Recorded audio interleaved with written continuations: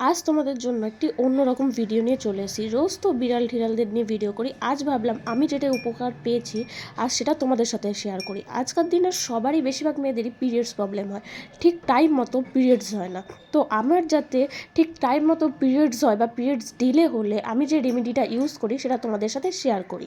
এটার জন্য লাগবে আদা আর লেবু আর জাস্ট গরম জল।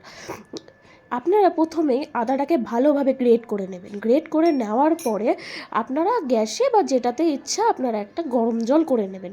গরম জলটা এরকম দেখছেন বীজগুনি ওঠার পরেই কিন্তু আপনারা সেটার মধ্যে দিয়ে দেবেন আদা।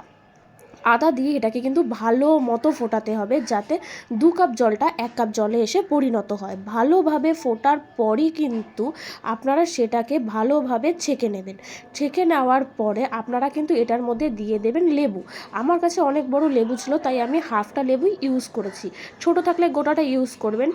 আর এটা কিন্তু হালকা উষ্ণ খেতে হবে, অত্যাধিক গরম খাবেন না, হালকা উষ্ণ জাস্ট এক সিপ করে নিয়ে পুরো জলটাকে শেষ করবেন।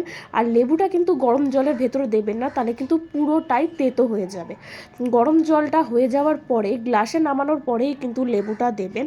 এটা খেতে অনেকটা ঝাঁঝালো লাগবে, কিন্তু এটা কিন্তু আপনাদের খুব উপকারে দেবে। আপনাদের ঠিক টাইম মতো পিরিয়ডস হবে। আর আদার মধ্যে কিন্তু অনেক গুণ আছে, আর লেবুর মধ্যেও আছে। আপনাদের রোগা হতেও কিন্তু খুব সাহায্য করবে, স্কিন লাইটমেন্ট করবে, খুব ভালো হবে। আপনারা কিন্তু এই রেমেডিটা ইউজ করে দেখতে পারেন। আমি উপকার পেয়েছি বলে আপনাদের সাথে শেয়ার করলাম। টাটা।